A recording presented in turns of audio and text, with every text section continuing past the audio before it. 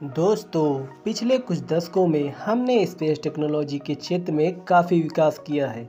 हमारे वॉयेजर 1 और Voyager 2 mission सौरमंडल को इंटरस्टेलर स्पेस में प्रवेश करने वाले पहले मिशन बने। साथ ही नासा का न्यू होराइजन मिशन किसी क्यूपर बेल्ट ऑब्जेक्ट का अध्ययन करने वाला पहला मिशन बना। वहीं हमने सौरमंडल के गैस जायंट जुपिटर और सैटर्न पर कई मिशन भेजे। पर दोस्तों, इसके साथ ही कभी ना कभी ये सवाल जरूर आता होगा कि कैसे कोई मिशन बिना टकराए मंगल और बृहस्पति के बीच मौजूद एस्टेरॉयड बेल्ट और नेपच्यून से परे मौजूद क्यूपर बेल्ट से नहीं टकराता और आसानी से इन्हें पार कर लेता है। तो जानने के लिए इस वीडियो को पूरा देखें। क्या है एस्टेरॉयड बेल्ट, क्यूपर बेल्ट और ऑर्ट क्लाउड? एस्टेरॉयड बेल्ट क्या है? दोस्तों, एस्टेरॉयड बेल्ट मंगल ग्रह और बृहस्पति ग्रह के बीच मौजूद ऐसा रीजन है जहां लाखों की संख्या में छोटे एस्टेरॉयड और कुछ विशाल ड्वार्फ प्लैनेट मौजूद हैं। यह विशाल एस्टेरॉयड बेल्ट करीब 140 मिलियन माइल्स के विशाल क्षेत्र में फैला हुआ है। माना जाता है कि एस्टेरॉयड बेल्ट का जन्म हमारे सौरमंडल के निर्माण के समय ही हुआ था। इस रीजन के कुछ स्पेस ऑब्जेक्ट से लेकर कुछ विशाल ड्वार्फ प्लैनेट मौजूद हैं, जिनमें से सिरिस, वेस्टा, पैलास और हाइजिया प्रमुख हैं। विशाल क्षेत्र में होने के बावजूद एस्टेरॉयड बेल्ट का कुल मास हमारे मून के मास का 4% ही है। क्यूपर बेल्ट क्या है? दोस्तों, वही क्यूपर बेल्ट सौरमंडल में मौजूद सबसे बड़े स्ट्रक्चर में से एक है। यह नेपच्यून ग्रह से परे एक विशाल क्षेत्र में फैला हुआ है। माना जाता है कि क्यूपर बेल्ट का मेन रीजन 30 एस्ट्रोनॉमिकल यूनिट से लेकर 50 एस्ट्रोनॉमिकल यूनिट तक फैला हुआ है। दोस्तों, मैं आपको बता दूं कि एक एस्ट्रोनॉमिकल यूनिट का मतलब सूर्य और पृथ्वी के बीच मौजूद दूरी से है, और वही इसका आउटर रीजन 50 AU से लेकर 1000 AU तक फैला हुआ है। इस रीजन में मुख्य रूप से स्मॉल कॉमेट्स, आइस ऑब्जेक्ट मौजूद हैं। प्लूटो क्यूपर बेल्ट में मौजूद सबसे बड़ा ऑब्जेक्ट है। हाल ही में नासा के न्यू होराइजन मिशन ने क्यूपर बेल्ट में मौजूद ऑब्जेक्ट अल्टीमा थुल का अध्ययन किया। ऑर्ट क्लाउड क्या है? दोस्तों, वही सबसे आखिरी में मौजूद ऑर्ट क्लाउड है, जो कि सौरमंडल के सबसे बाहरी क्षेत्र में फैला हुआ है।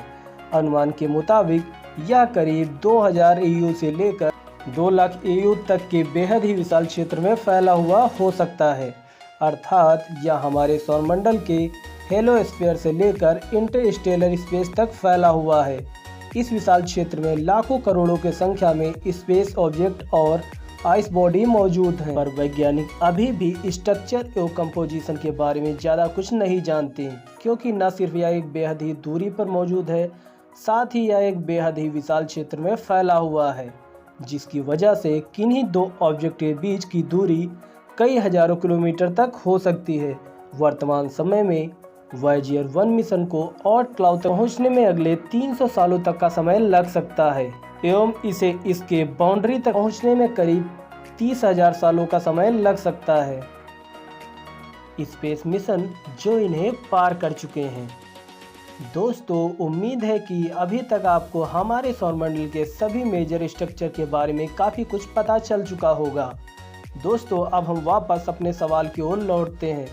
दोस्तों, जब स्पेस प्रॉप्स और स्पेस क्राफ्ट स्पेस में ट्रेवल करते हैं तो उनकी स्पीड काफ़ी अधिक होती है। जैसे वर्तमान समय में वॉयेजर 1 मिशन 62,000 किलोमीटर प्रति घंटा की रफ्तार से ट्रेवल कर रहा है, और वहीं न्यू होराइजन मिशन वर्तमान समय में 58,000 किलोमीटर प्रति घंटे की रफ्तार से ट्रेवल कर रहा है। एवं अगर इस स्पीड से चलते हुए इनसे कुछ मीटर विशाल स्पेस ऑब्जेक्ट टकरा जाए तो कोई भी मिशन पूरी तरह बर्बाद हो सकता है।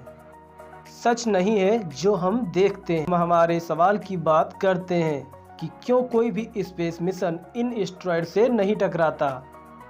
तो दोस्तों, मैं आपको बता दूं कि आपका यह सवाल मुख्य रूप से एस्टेरॉयड बेल्ट एवं क्यूपर बेल्ट के फोटोज और वीडियोस पर आधारित होगा, जिसमें से एक के पीछे एक मौजूद एस्टेरॉयड को दिखाया जाता है, जो कि एक दूसरे से बेहद ही नज़दीक मौजूद होते हैं। पर दोस्तों, मैं आपको बता दूं कि असलियत में ऐसा बेहद ही कम होता है।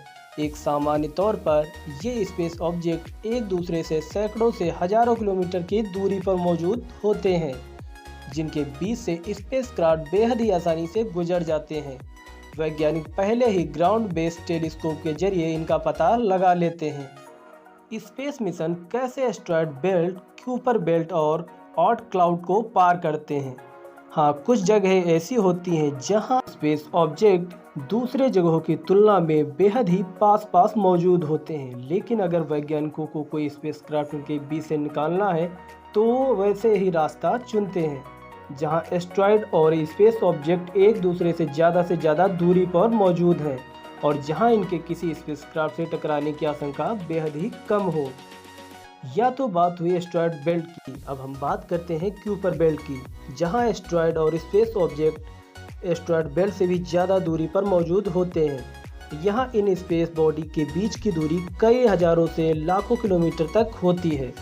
इसी वजह से या किसी स्पेसक्राफ्ट के किसी स्पेस ऑब्जेक्ट से टकराने की आशंका और भी कम होती है और इसी वजह से वायेजर 1 और वायेजर 2 जैसे मिशन बेहद ही आसानी से क्यूपर बेल्ट को पार कर गए और वर्तमान समय में नासा का new horizon mission Kuiper belt में मौजूद है, जो कि ड्वार्फ प्लैनेट प्लूटो और स्पेस ऑब्जेक्ट अल्टीमा थुल का अध्ययन कर चुका है। एवं आने वाले समय में यह और भी कई क्यूपर बेल्ट ऑब्जेक्ट का अध्ययन करेगा।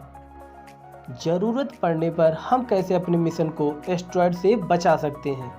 उम्मीद है कि आपको अभी तक अपने सवाल का जवाब मिल चुका होगा, पर अभी भी बहुत सारे लोगों के मन में सवाल होगा कि मान लें कि अगर किन्हीं कारणों या हालातों की वजह से ऐसा सिचुएशन बन जाता है जहां कोई स्पेसक्राफ्ट किसी स्पेस ऑब्जेक्ट के सामने आ जाए तो क्या होगा। तो दोस्तों, मैं आपको बता दूं कि वर्तमान समय में हमारे पास इतनी टेक्नोलॉजी मौजूद है कि हम किसी भी कॉमेट, स्पेस ऑब्जेक्ट, एस्टेरॉयड का पता हमारे पास मौजूद रेडियो टेलीस्कोप और एस्ट्रो सिग्नल की मदद से 72 घंटे पहले ही लगा सकते हैं। अर्थात हमारे पास किसी भी स्पेसक्राफ्ट का रास्ता बदलने के लिए पर्याप्त समय होगा, जिससे हम किसी भी टकराव को बेहद ही आसानी से रोक सकते हैं।